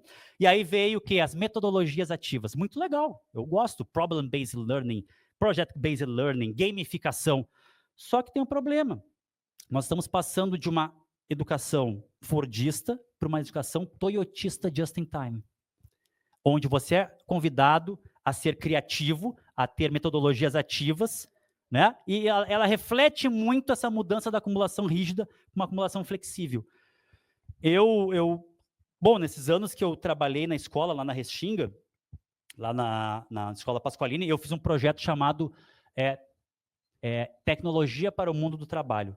Foi uma das melhores coisas que eu já fiz na minha vida. Eu ensinava alunos e alunas de EJA a como fazer um currículo, porque também tem essa questão, tem gente que não tem ideia. Até mesmo os jovens, né, eles sabem fazer um servidor de Minecraft, mas não sabem fazer um e-mail, nem sabem o que é e-mail. O que é e-mail, professor? É aquilo que bota no Insta para entrar no Insta? Para eles, e-mail é isso. Então, a gente tem que entender essa cultura, essa cibercultura atual, né, e tentar cada vez mais trazer esse letramento crítico e combater principalmente o perigo da forteanização da juventude. O que é forteanização? Fortean é a gente fala da Deep Web, que horror, vai entrar na Deep Web, mas na web aberta tem o Fortean. E o Fortean hoje é um antro de showroom internético, de masculinismo, red pills, neonazistas. Lá eles combinam os ataques às escolas. Então nós precisamos também olhar para essa juventude, para essa cibercultura, para a cultura gamer, para a cultura maker, disputar ideologicamente os hackers, aproximar o hackativismo dos quilombolas, dos ribeirinhos, dos atingidos por enchentes, das mulheres em luta, dos movimentos sociais, como tem feito o MTST, do MST. É isso que a gente precisa, fazer essas conexões, como disse a professora Zaica, conectar o movimento social, hackativismo, e essa é a nossa perspectiva, hacker fanoniana. Aprender com os hackers, com as programadoras, com as cientistas de dados, mas ao mesmo tempo levar a nossa onda de humanas aí, né? Eu nunca vou esquecer, eu fui professor no Instituto Federal aqui, fui substituto. Primeiro dia que eu cheguei para dar uma disciplina no Tecnólogo em Informática, em redes. Eu chego lá e os alunos, todos os programadores, olham e dizem, ah, meu Deus, lá vem esse cara da Humanas com essa barbinha. Não estava de ecobag, tá? Não estava de ecobag, poderia estar, ecobag de Che Guevara. Ah, meu Deus, os caras olharam assim, só o que falta, mandaram esse cara da Humanas, da aula de informática, era informática de sociedade. Mas logo a gente começou a ler Assange, logo a gente começou a ler outros autores, não sei, Steve Jobs e Bill Gates, etc. E os caras começaram a se dar conta, opa, eu tenho um papel, não é só programar, não é a técnica neutra. Há um papel social da tecnologia e eu também sou responsável. Então é isso que a gente tem que fazer. Letramento digital crítico, só que para isso precisa de política pública. Agora, sobre as questões do governo aí, do primeiro governo Lula, temos pessoas aqui muito mais qualificadas para responder depois, né, que participaram diretamente do primeiro governo em termos de software livre, de governança de dados, etc. Não vou me estender, que já foi demais. Né?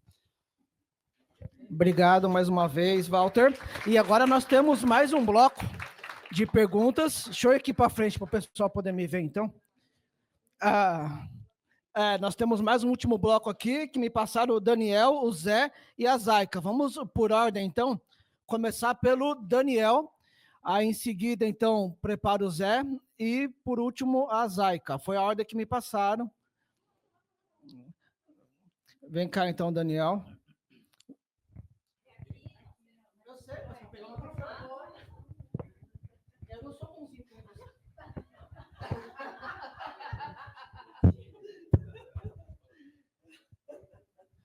Então, boa tarde, parabéns, Walter, aí pela palestra. Acho que tem bastante temas interessantes, principalmente essa temática de colonialismo digital, né? Essa dependência que cada vez mais nós temos de tecnologias que vêm do estrangeiro e que nós não temos controle algum, né?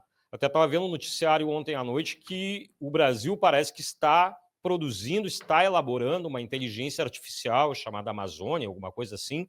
Né? Vi rapidamente isso, foi novidade para mim, mas parece que é algo híbrido, né? Algo que pega uma tecnologia estrangeira que não tem exatamente um controle e acabam treinando aqui com um sotaque. Eu acho que foi esse o termo usado por eles, né? Mas ainda uma dependência que prova talvez a falta de investimento mais pesado em educação, né, por parte do governo federal, porque boa parte do que se produz de tecnologia no país é pelas universidades federais, pelos institutos técnicos federais, estaduais, né, que se investe na educação pelo poder público, e não tem esse investimento. Estava vendo agora, foi cortado, teve contingenciamento de verba. A educação, pela primeira vez, eu acho que na história não teve contingenciamento de verba, mas ainda assim é muito insuficiente.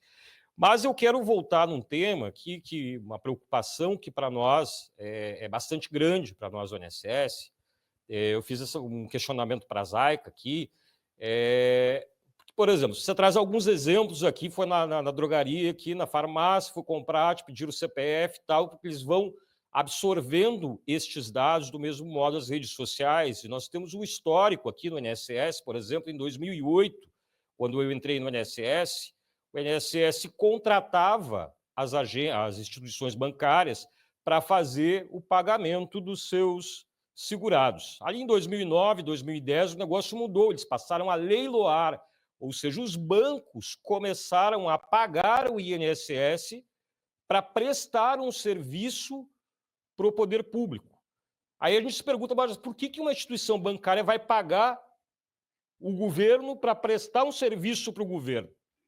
E aí nós vemos que o INSS hoje administra o maior banco de dados da América Latina, talvez o segundo ou terceiro maior banco de dados do mundo, e nós vemos que justamente depois que foi terceirizada essa folha, leiloada a folha de pagamento, nós começamos a ver o aumento progressivo de empréstimos bancários, de descontos indevidos que nós estamos vendo nos escândalos agora. Ou seja, esses dados estão sendo repassados se nas redes sociais as pessoas são iludidas, são enganadas a prestarem as suas informações. Nós estamos vendo que o governo que detém essas informações, que deveria guardar essas informações, na verdade está abrindo mão dessas informações sem as pessoas saberem, sem autorização dessas pessoas, para instituições privadas. Nós estamos vendo os escândalos aí. E a respeito do funcionamento do nosso processo, né, que aí envolve mais o tema de inteligência artificial, nós vemos que boa parte, acho que são 50% hoje dos benefícios do INSS, dos requerimentos de benefícios do INSS, que eles são analisados por reconhecimento automático de direito, como eles chamam. É um robô. Não há uma inteligência artificial, mas 50% dos processos, dos pedidos, muitos desses são indeferidos. E não há controle, ninguém sabe, é uma caixa preta, isso obviamente algumas pessoas decidem, mas é uma caixa preta. As pessoas vão nos perguntar por que foi indeferido o benefício, não se sabe dizer, não se sabe prestar essa informação. E o objetivo deles, o grande projeto aí que eu cheguei a comentar, é justamente aliar o robô com a inteligência artificial, ou seja, a inteligência artificial tem a capacidade de ler documentos, né, de ler uma carteira de trabalho, de ler que o robô hoje não tem, né, se baseia em dados, e transformar essa automatização em 100%, ou seja, funcionaria. O cidadão vai ali na internet, no teleatendimento, pede o seu benefício, 15 dias depois, ele recebe uma carta indeferindo o seu benefício sem passar por nenhuma pessoa. Ou seja, não há mais o cidadão. Nós sabemos que houve, por exemplo, um debate no Poder Judiciário, agora recentemente, o Conselho Nacional de Justiça chegou a regulamentar, claro, envolve magistrado, né? Então a inteligência artificial vai ser uma ferramenta para facilitar o trabalho do magistrado, mas a decisão é do magistrado. Agora, nós estamos vendo, no caso do INSS, que também reconhecemos de direito, muito similar ao trabalho do juiz, costumamos dizer, não há mais isso, ou seja, é automatizado, é um robô. E aí eu pergunto como é o processo, tanto do ponto de vista técnico, né, mas principalmente, tu como historiador da área de humanas, do ponto de vista político, inclusive, como é que se pode atuar, como é que se pode levar essa discussão, porque eu acho que tem que ter um controle não só dos servidores, mas da sociedade como um todo a respeito disso, porque é uma das principais políticas sociais do governo federal.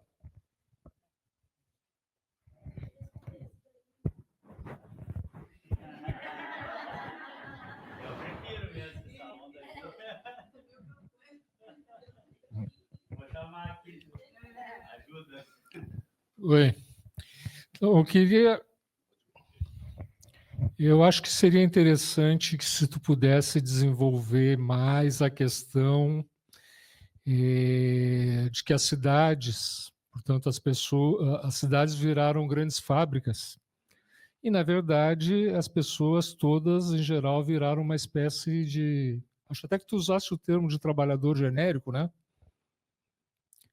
Porque eu acho que isso é importante, porque dizem que o trabalho acabou, que a classe trabalhadora acabou, que... Enfim. Né? A segunda coisa, quando tu diz que o SUS, né, os dados do SUS estão na Amazon, eu acho que seria interessante falar o seguinte, a capacidade que o país tem de, enquanto país, enquanto sociedade, enquanto a nossa capacidade, conhecimento e recurso técnico de nós substituirmos isso. O que me leva a uma outra coisa. Né? Acho que na palestra passada, que a inteligência artificial talvez se torne uma singularidade, ganhe consciência só com o computador quântico. Talvez, né? Mas, de qualquer forma, o processamento quântico é um estágio, é um salto qualitativo, né? E quais são os esforços do país, tecnicamente, de desenvolver isso, investimento nisso? Existe pesquisa para um computador quântico brasileiro? E talvez, né, para o conjunto das pessoas, qual é a diferença de um computador quântico para os que a gente utiliza? A dinâmica é as pessoas terem mais acesso pessoal à capacidade de processamento, no sentido delas terem hardware para elas criarem por elas mesmas, ou se o sistema capitalista como um todo tende a restringir, pelas mais variadas formas, o acesso a essa capacidade de computação. Ou seja, se no primeiro momento a gente teve acesso a computadores, processadores, a popularização disso tudo, se nessa nova etapa de computadores quânticos nós vamos ter, se essa é dinâmica, não é futurologia, mas... Né?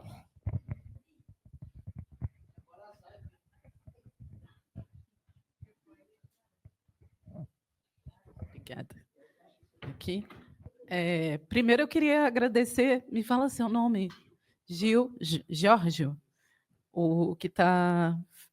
Alcieres, lembrei de novo, e o seu nome? Conrado. O Jorge, o Alcieres e o Conrado, em conjunto com a Thaís, eles estão aqui fazendo a parte técnica e a gente tem que agradecer, eu queria agradecer pelo suporte, pelo apoio e por essa força, isso é extremamente fundamental para a gente discutir técnica também.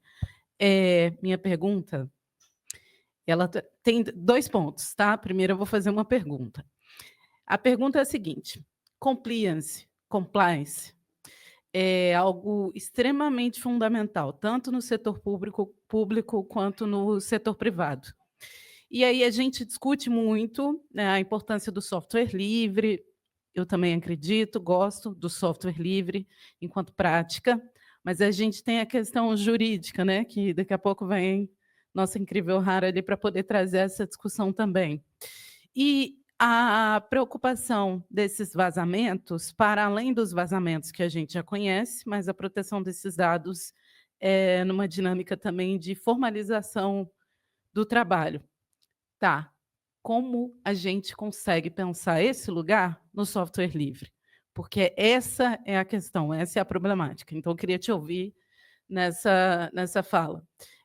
O outro ponto eu gosto quando você traz o Fanon, a reflexão dele, a perspectiva de Fanon, mas existem diversas perspectivas da afrocentralidade também, né? Por exemplo, quando a gente vai pensar movimentos especulativos, eles fazem uma outra narrativa histórica, eles recuperam a história da matemática pela perspectiva africana, né? E aí essa história chega até o oráculo de Fá.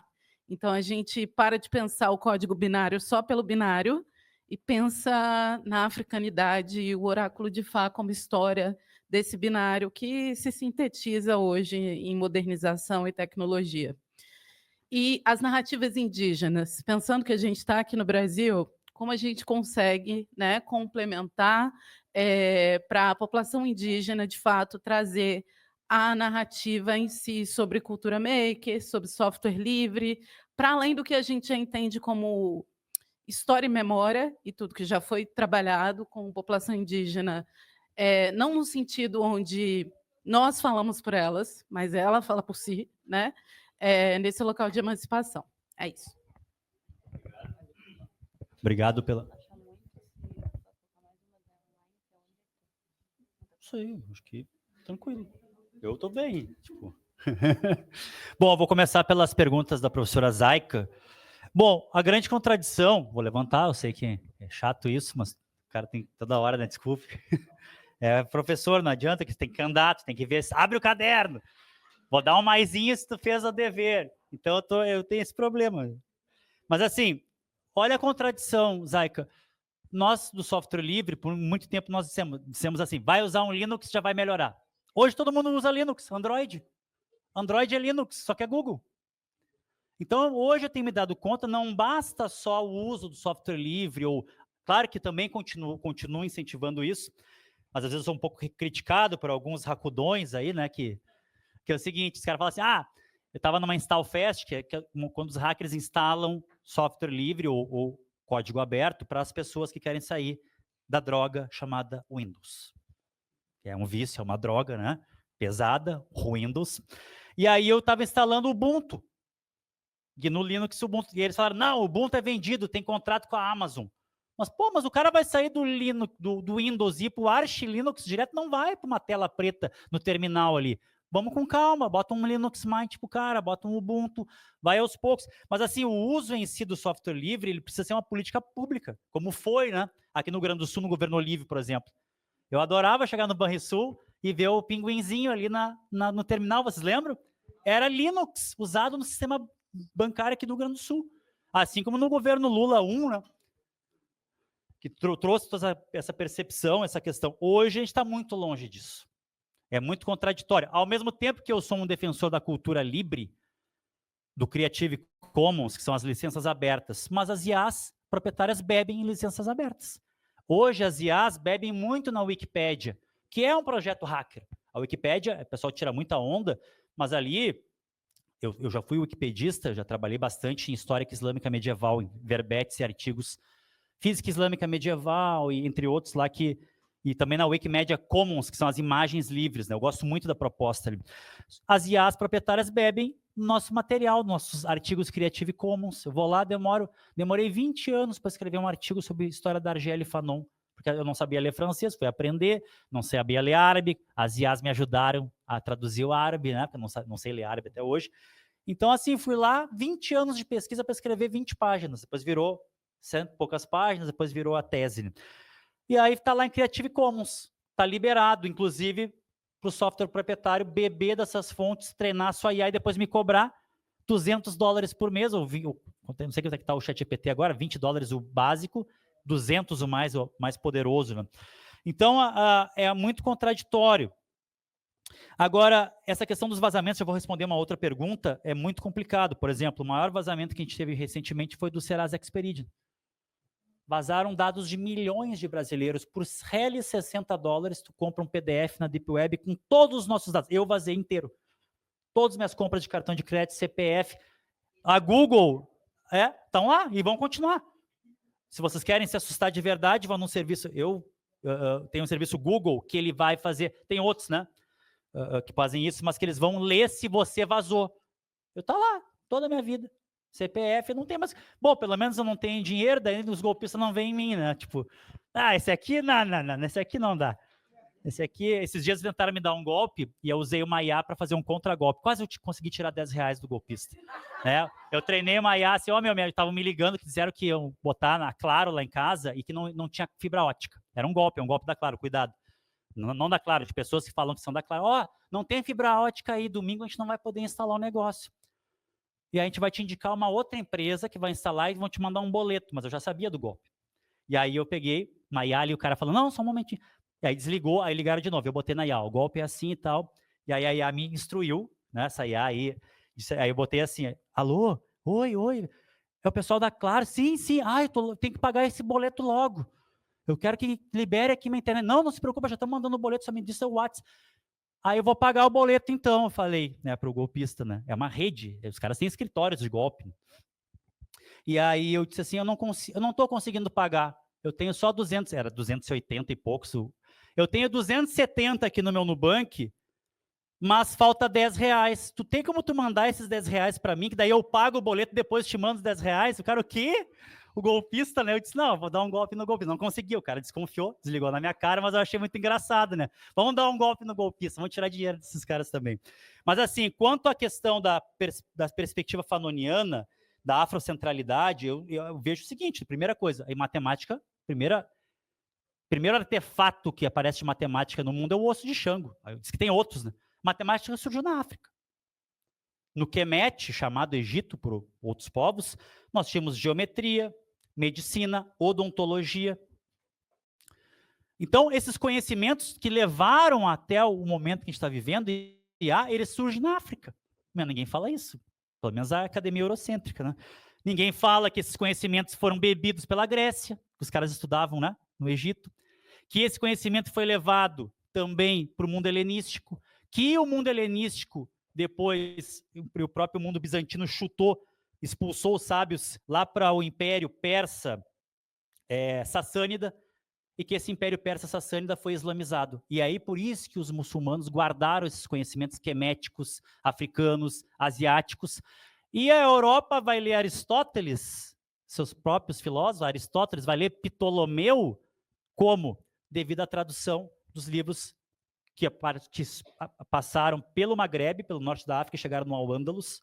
Esses livros, 89 livros foram traduzidos lá em Toledo, recém-conquistada pelos cristãos. Foi uma equipe de um cara chamado Gerardo de Cremona, procurem. Almagesto, álgebra, canon de medicina do Avicena, todo Aristóteles chegam na Europa via África. Então, essa negação dessa linha eurocêntrica ela é muito complicada. Como você também fala, e eu acompanho sempre as postagens da Zaica, sobre os fractais nas tranças, na África, a disposição de fractais em aldeias banto. Os caras já sacavam fractal. O jogo do Ifá, né? A questão do búzio ali também, que traz uma série de, alguns vão chamar de tecnologias ancestrais, né? Então isso é muito importante trazer à tona, eu trago na sala de aula sempre isso. Porque o aluno negro, ele tem que saber e ter orgulho dessa história. Essa história também é minha. E a tecnologia me pertence também. Não só as tecnologias ancestrais, como essas IAs e tudo que está aí, que também tem essa história de povos não europeus, africanos, asiáticos, né, o zero maia, a matemática indiana. Aí a gente fala que tudo surgiu na Europa. Não. Na verdade, houve ali também um processo de apropriação também. Né? Quanto às questões das IAs brasileiras, tem a Maritaca IA, bem interessante, só que tem esse problema, elas rodam ou no Azure, Microsoft Azure, ou na AWS. Nós não temos ainda infra para rodar uma IA nacional com tecnologia nacional. Esse é o grande problema. A gente está recém engateando no software livre. Hardware livre, a gente está muito aquém. Então, isso precisa de política pública, tem que ter pressão. Mas, para isso, tem que ter compreensão do que a gente está vivendo. Tem o professor Bonaldo, lá na Federal de Santa Catarina, ontem eu vi a palestra dele.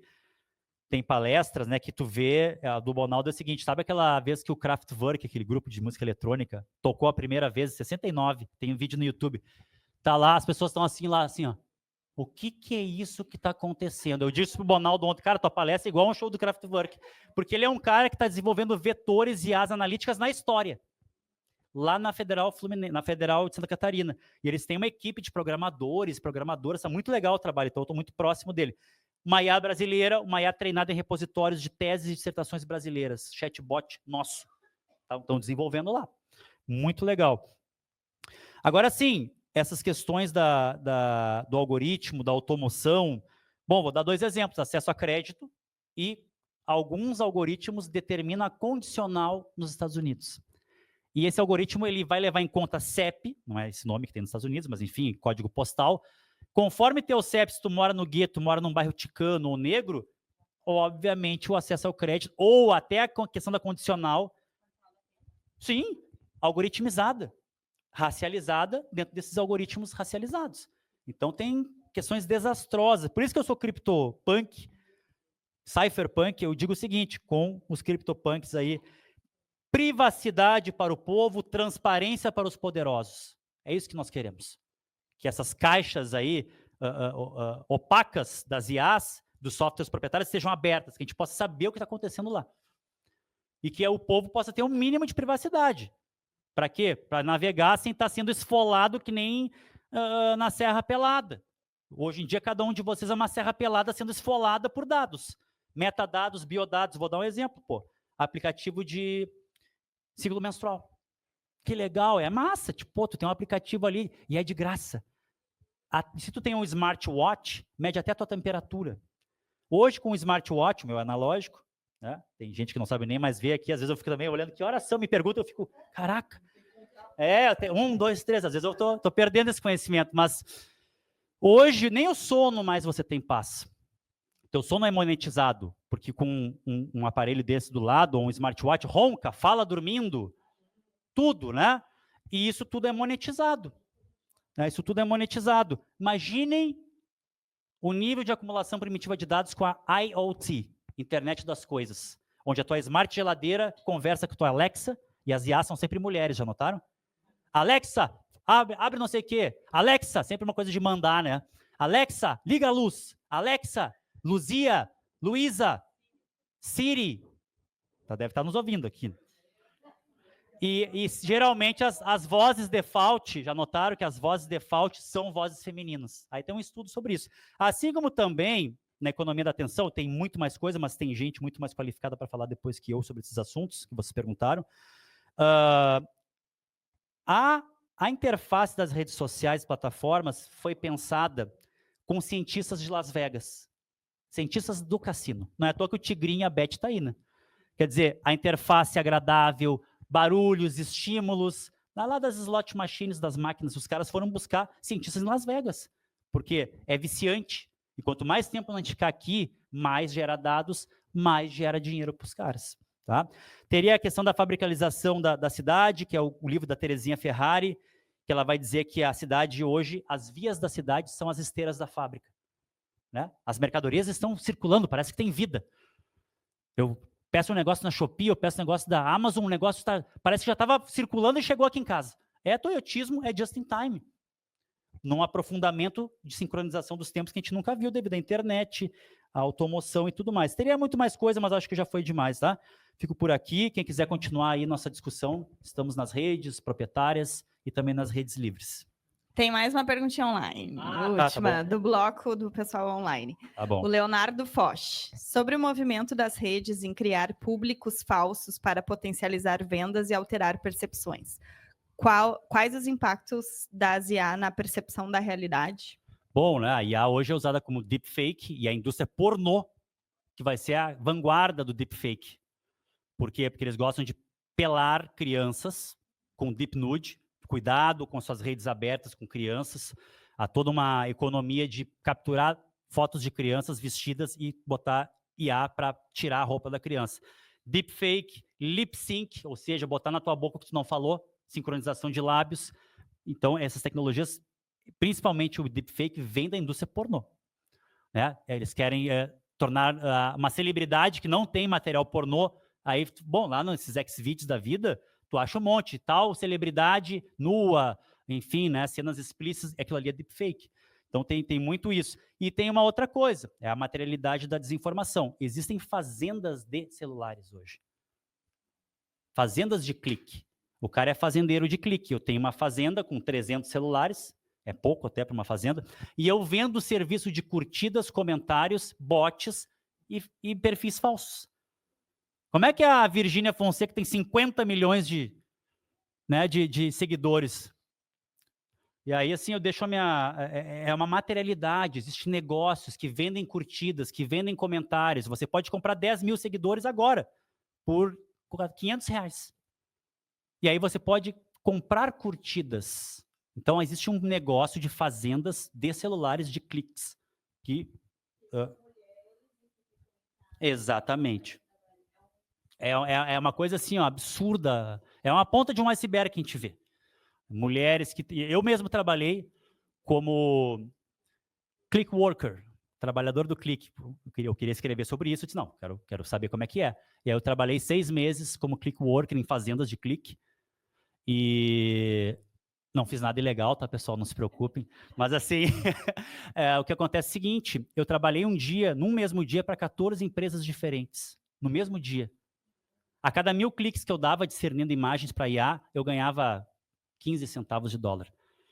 É terrível. E o pior é o trabalho daqueles click workers, geralmente são mulheres, como disse a professora O'Hara, que trabalham discernindo imagens violentas para não passar para as redes. São pessoas que passam 8 a 12 horas por dia vendo mutilação animal, mutilação humana, automutilação, pornografia infantil. Pior, há danos mentais profundos nesse trabalho. Eu conheço pessoas próximas que trabalham nesse tipo de serviço terrível. Né? Então é bem complicado. Muito obrigada, então. Foi excelente. Salva de palmas.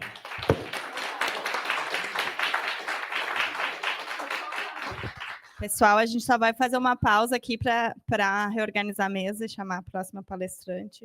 Muito obrigado. Obrigada.